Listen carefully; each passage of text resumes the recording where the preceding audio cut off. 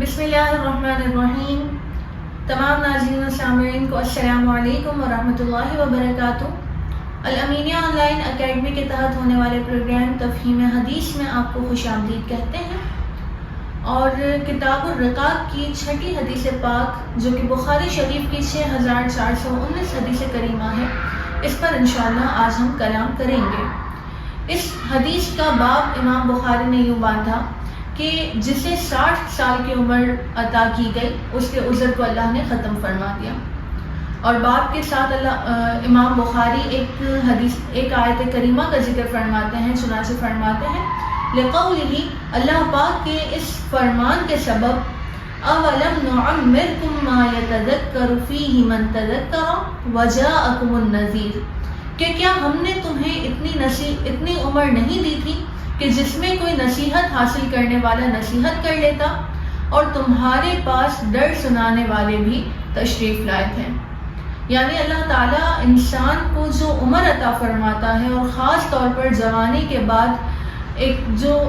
کامل عمر ہوتی ہے جس میں انسان کی عقل کامل ہو چکی ہوتی ہے، جس شخص کو وہ عمر عطا کی گئی اور اس کے باوجود اس نے غفلتوں سے اپنے آپ کو دور نہیں کیا، گناہوں سے اپنے آپ کو دور نہیں کیا، غفلت بھری زندگی گزارتا رہا، تو پھر قیامت کے دن اس سے سوال ہوگا کہ کیا ہم نے تمہیں وہ عمر نہیں دی تھی کہ جس میں کوئی نصیحت حاصل کرنے والا نصیحت قبول کر لیتا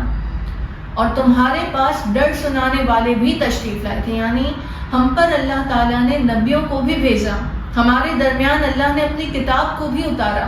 ہمارے سامنے یہ تمام دلائل موجود ہیں، اس کے باوجود اگر کوئی نصیحت قبول نہیں کرتا، اگر وہ گناہوں بھری زندگی گزارتا رہتا ہے، اللہ کی نافرمانی کرتا رہتا ہے، عبادات کی طرف مائل نہیں ہوتا، تو قیامت کے دن اس سے سوال ہوگا،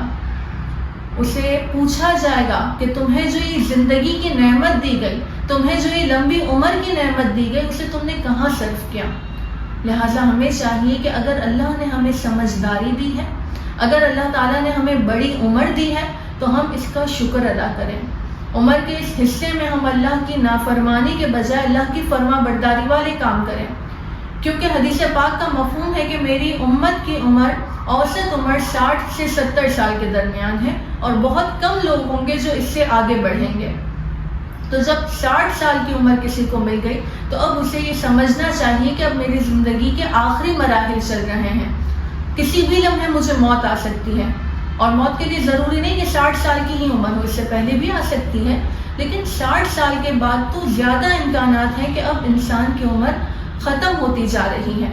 لہٰذا اگر اس حصے میں بھی اگر کوئی اللہ کی نافرمانی کرتا ہے، اللہ تعالیٰ کی اطاعت نہیں کرتا، اس کے رسول کی اطاعت نہیں کرتا، حقوق العباد میں کوتاہی کرتا ہے، حقوق اللہ میں کوتاہی کرتا ہے، تو اس کا مطلب وہ اپنے لیے سراسر نقصان کا سودا کر رہا ہے۔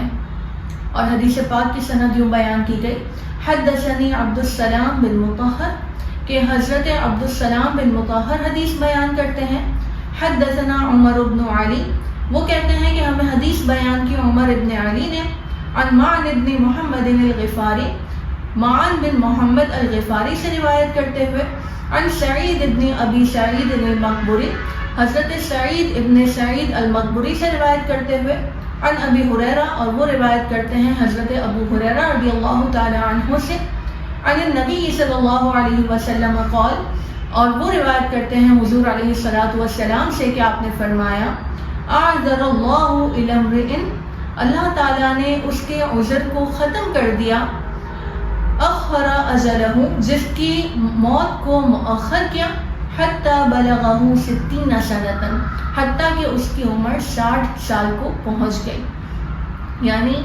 جب 60 سال کی عمر کسی کو حاصل ہو گئی تو حدیث پاک میں ہے کہ اللہ تعالیٰ نے اس کے عذر کو مؤخر کر دیا، یعنی اب اس کے پاس کوئی ہیلا بہانہ نہیں ہوگا کہ مجھے موقع نہیں ملا تھا، مجھے سمجھنے کا موقع نہیں ملا، مجھے پڑھنے کا موقع نہیں ملا، مجھے اپنے آپ کو سنوارنے کا موقع نہیں ملا، مجھے اپنی اصلاح کا موقع نہیں ملا۔ یہ تمام آزار اللہ پاک نے اس کی عمر کو مؤخر کر کے، اس کی عمر کو بڑھا کر ختم فرما دیے۔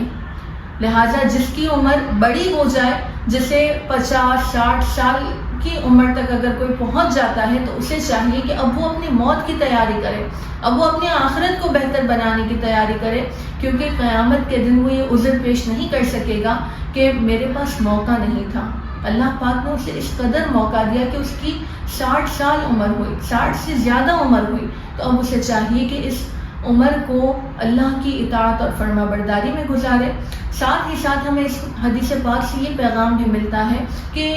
صرف 60 سال میں ہی نہیں بلکہ سمجھداری تو انسان میں بلوغت کے ساتھ ہی آنا شروع ہو جاتی ہے،